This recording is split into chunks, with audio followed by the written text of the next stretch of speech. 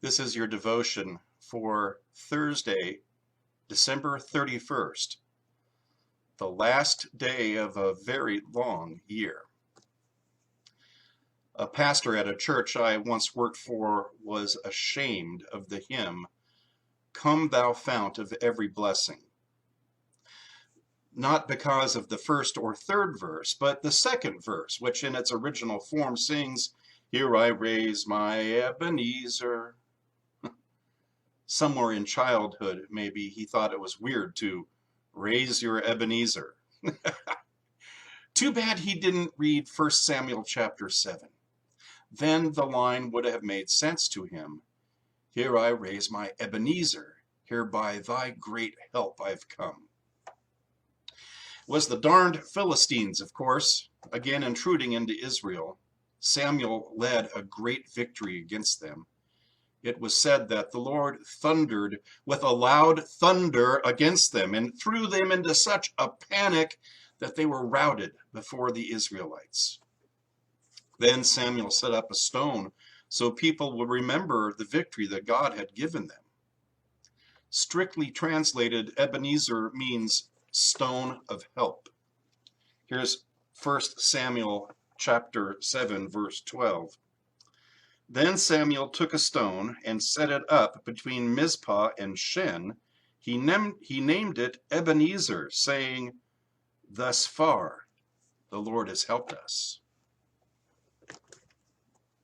In her devotional Streams in the Desert, first printed in 1925, Libby Cowman quotes Charles Spurgeon in saying that the words "thus far" are like a hand pointing in the direction of the past. Verse 2 said it had been a long time, 20 years in all. But even if it had been 70 years, thus far the Lord helped. Whether through poverty or wealth, sickness or health, whether at home or abroad or on land, sea or air, and whether in honor or dishonor, difficulties, joys, trials, triumph, prayer, or even temptation, thus far has the Lord helped. We always enjoy looking down a long road lined with beautiful trees. The trees are a delightful sight that seem to be forming a temple of plants with strong wooden pillars and arches of leaves. In the same way you look down a beautiful road like this, why not look back at the road of the years of your life? Look at the large green limbs of God's mercy overhead and the strong pillars of his loving kindness and faithfulness that have brought you much joy. Do you see any birds singing in the branches? If you look closely, surely you will find many, for they are singing of God's mercy received thus far. These words also point forward. Someone who comes to a certain point and writes the words thus far realizes he has not yet come to the end of the road and that he still has some distance to travel. There are still more trials, joys, temptations, battles, defeats, victories, prayers, answers, toils, and strength yet to come. Those are then followed by sickness, old age, disease, and even death. Then is life over after death? No!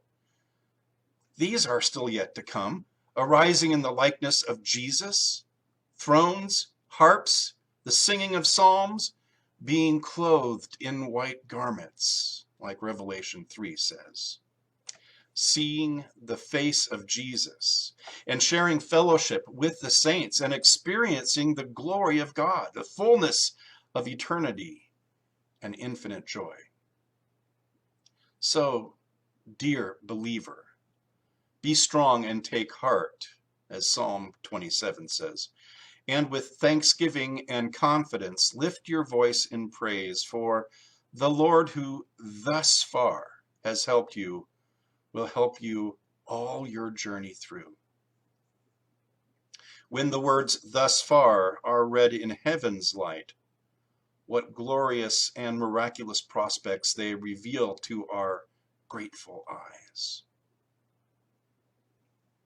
Mrs. Cowman, as she liked to be referred to, continues on in her own voice. The shepherds of the Alps have a beautiful custom of ending the day by singing an evening farewell to one another.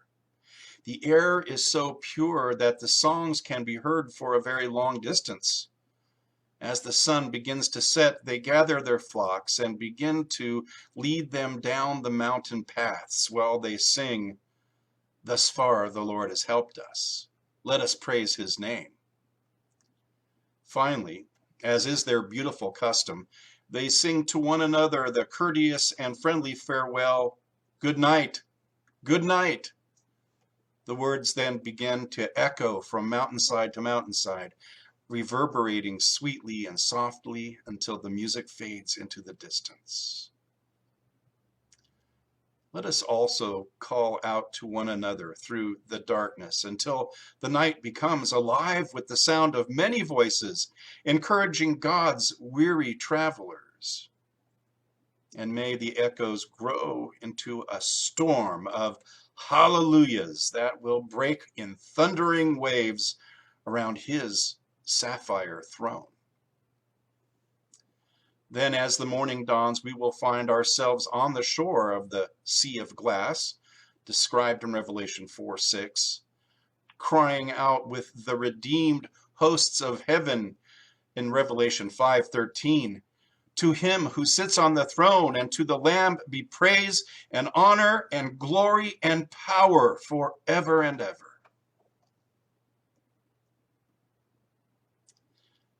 That is your devotion for December 31st, the last day of the year 2020. Whatever you have thought of this long, very difficult year, whatever you experienced, you should go forward with the knowledge that God has plans for you in 2021. Good plans. Even if we have wandered far away. Jesus sought me when a stranger, wandering from the fold of God. He to rescue me from danger interposed his precious blood. God bless and have a very, very good new year.